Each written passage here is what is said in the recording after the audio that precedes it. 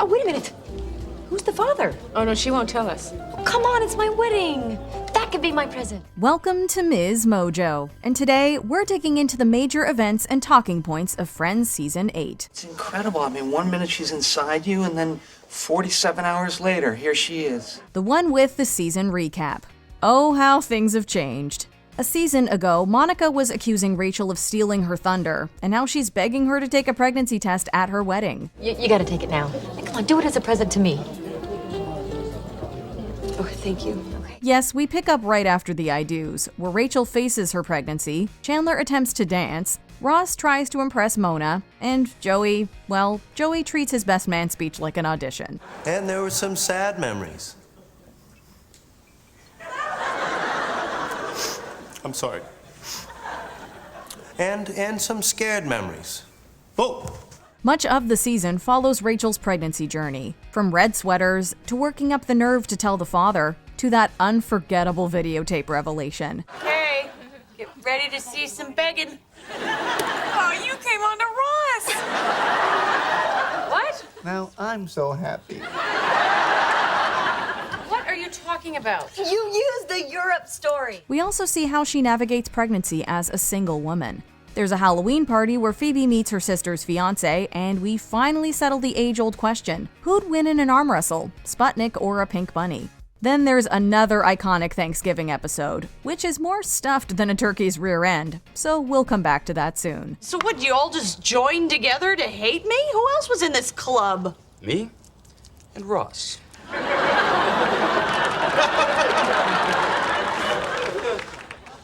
No need to point, she knows who Ross is. Remember Mona, the woman Ross met at the wedding? They have an interesting relationship, complete with holiday cards, faded salmon shirts, and Rachel's dad nearly coming between them.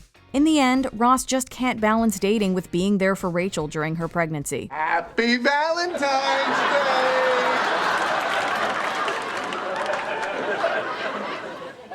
Or something to remember me by.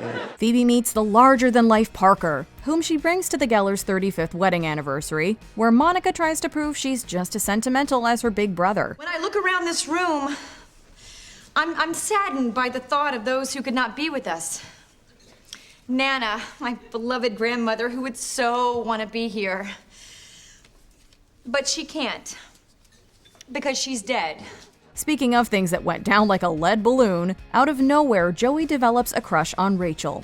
We also get another clip show, where Joey's interviewed by Soap Opera Digest and panics he'll blow it like the last time that ended with him getting the shaft. The elevator shaft, that is. Before the season's big event, there's a baby shower, and we discover our new favorite game, Bamboozled. Oh my God! Congratulations, Ross, because Chandler, you've been bamboozled! This is the best game ever! Then after what feels like a lifetime, Rachel goes into labor. And a lot happens before the proposal no one saw coming, least of all Joey. The one where they heart New York. Just 16 days before the season premiered, much of the world was glued to its screens as the news of the 9/11 attacks unfolded. Like many in the industry, especially those working on shows set in New York, the Friends team faced a difficult question: what now? The show had never really intentionally tackled real-world events, and very special episodes weren't its style. Well, I'm a paleontologist. I live in New York. I have a son, Ben. Hi, Ben. And, I said a little bit, Ross. The bigger question became, what do audiences need most? Executive producer and director Kevin S. Bright decided it was for Friends to stay what it had always been: comforting, familiar, and a source of light relief. But then I thought back over all our memories together. Some happy memories.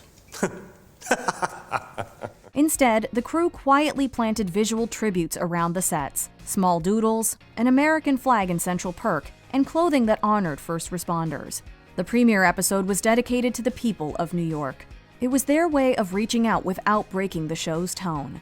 Unfortunately, and entirely by coincidence, they'd already planned and shot a storyline that simply wouldn't work in light of these events. If you own the DVD, you might have seen the alternate version of the one where Rachel tells Ross. In it, Monica and Chandler's honeymoon takes a turn when Chandler makes an ill-timed joke in the airport and Monica makes an absent-minded comment that means they never reach their destination. I mean, isn't that the guy we really have to worry about here? The guy with the bombs? Not the guy who jokes about his bombs. Not that I have bombs, but if I did, I probably wouldn't joke about them. I'd probably want to keep that rather quiet. Given that the episode aired just a month after the attacks, it's clear why it was changed. Instead, we got the lighter version where Monica and Chandler keep losing out on perks to another newlywed couple. As a wedding gift to you, the hotel would like to give you the honeymoon suite. No! You have been screwing us all day! Who are you? We're you! Just 10 seconds later! The one with Rachel's pregnancy arc. One thing Friends rarely gets enough credit for is how it portrayed what building a family can look like. Phoebe became a surrogate for her brother, Monica and Chandler eventually adopt, and Rachel experiences pregnancy as a single woman, which means confronting a whole new angle of what having a baby truly means. Something Phoebe helps her work through. How can I be upset over something I never had? It's negative. No, it's positive.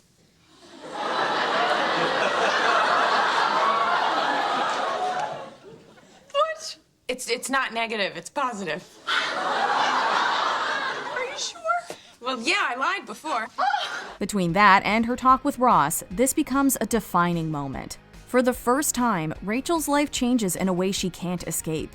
The panic, the uncertainty, and the desire for romantic relationships to planning co-parenthood make her grow up fast and face motherhood head-on. Ross, there is no pressure on you, okay? I mean, you can be as involved as you want. Throughout the season, Rachel also contends with what it means to be single and pregnant in the dating world. When she starts to think her love life is over, Joey reminds her it doesn't have to be. You're just so beautiful. I don't think I can. Oh my God! That was fantastic. I almost leaned in. I really almost did. Slowly but surely, she gains enough confidence to defend Joey's sister Dina, who's in a similar situation. Her baby shower brings out her deepest anxieties, but Ross reassures her that she'll be a great mom and that he'll be there for her. You are much more capable than you give yourself credit for. I have no doubt you're going to be an incredible mother. Really? I'm telling you. Thank you. That comfort wavers when she reunites with Janice in the labor ward.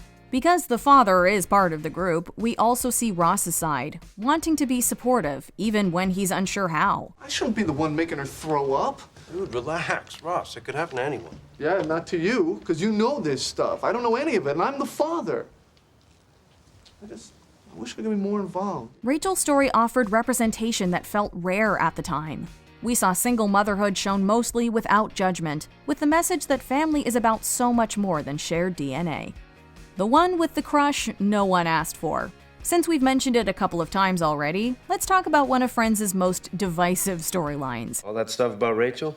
You don't feel that now. It was crazy. You're fine. You're better than fine. You are, as your friend Tony would say, great. It starts off with an innocent friend date, but pretty soon enough, Joey realizes he's feeling way more than friendship. Some fans thought Joey and Rachel actually made more sense than Ross and Rachel. However, for a lot of us, including Matt LeBlanc and Jennifer Aniston, it made about as much sense as Joey sharing food or Rachel going back to work at Central Perk. LeBlanc even told producers he didn't think the storyline fit Joey and it made him, quote, uncomfortable. I think I'm gonna go. No, Joey, please don't leave like this. No, come on, you cannot do this to a pregnant woman. Look, it was clear this was never going to grow into anything like what Rachel and Ross or Monica and Chandler had. If anything, it felt more like a spanner in the works, just a way to keep Ross and Rachel apart a little longer. But more on this next time. No, these are just feelings. They're gonna go away. You know, I gotta go. Oh, come on, Ross. Hey, Ross, don't. I just have one. Rachel? The one with the rumor. This Thanksgiving episode is often remembered as one of the best, mostly because of how well Brad Pitt, then Jennifer Aniston's husband, gelled with the cast, and for his ironically funny I Hate Rachel Green Club storyline. I was insanely in love with you. Obviously, I didn't handle it very well, but if you think about it, the I Hate Rachel Club was really the I Love Rachel Club. Except that it was really the I Hate Rachel Club. For fans used to seeing Pitt in serious roles, it was a fun surprise to see him do comedy so well. Aniston has called him one of her favorite guest stars ever, and the role even earned Pitt an Emmy nomination. And Mr. Pitt was wonderful. He was fantastic. But it is impossible to ignore the episode's biggest problem, its titular rumor. What else did you do? We started a rumor. What rumor? Oh, come on, Will. Just take off your shirt and tell us. Once again, the writers had made the LGBTQIA+ community the butt of the joke. Soon after it aired, NBC received complaints, including one calling it, quote, ignorant, insulting, degrading, and absolutely unprofessional. It misrepresented what it means to be intersex and made it seem like something to be ashamed of. Monica, how come you never told me this? I thought it might be true. And I was afraid that you were gonna cry and then show it to me. For such a popular show, that kind of messaging could be so harmful, especially to young people who might already feel like they have to hide. Okay, listen to what Sean McMahon wrote in my yearbook senior year. Dear Rach, you're such a great person. Not girl, person. Intersex writer Matt Mitchell put it bluntly, quote, I can't think about Friends without thinking about the intersex joke. Greenlit by people who held my community up to the light and tormented us for somehow being less human than everyone else. As we mentioned last time, Marta Kaufman expressed regret over how they'd handled Chandler's parent. So we hope that, if the writers could travel back in time, this storyline would never have existed. But in the meantime, it's another reminder to us all to learn from the past and do better. Apparently you were a little mean to him in high school. A little mean. You made my life miserable. I had no idea. I'm sorry. Well, you should be. Before we continue, be sure to subscribe to our channel and ring the bell to get notified about our latest videos.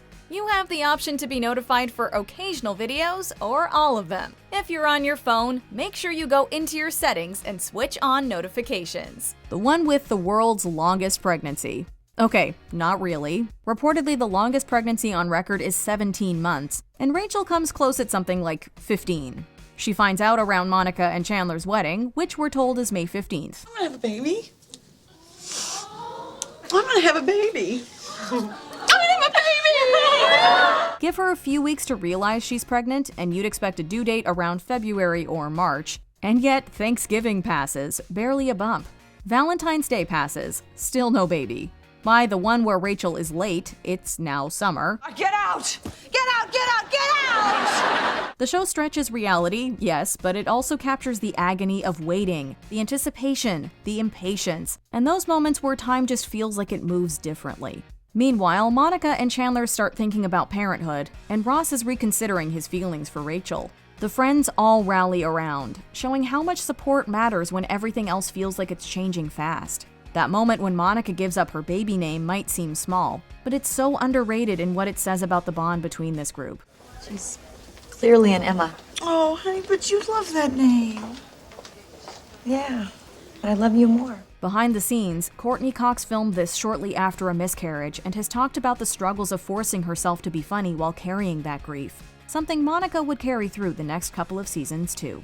By the episode's close, Rachel is still haunted by Janice's words. They all say they're going to be there until they start their real family.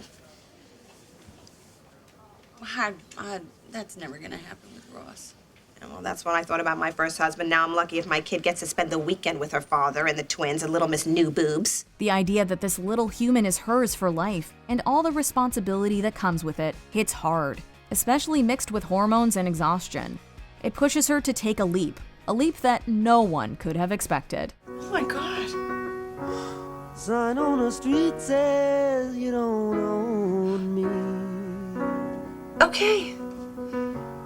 What season 8 moment could you monologue about? Let us know in the comments.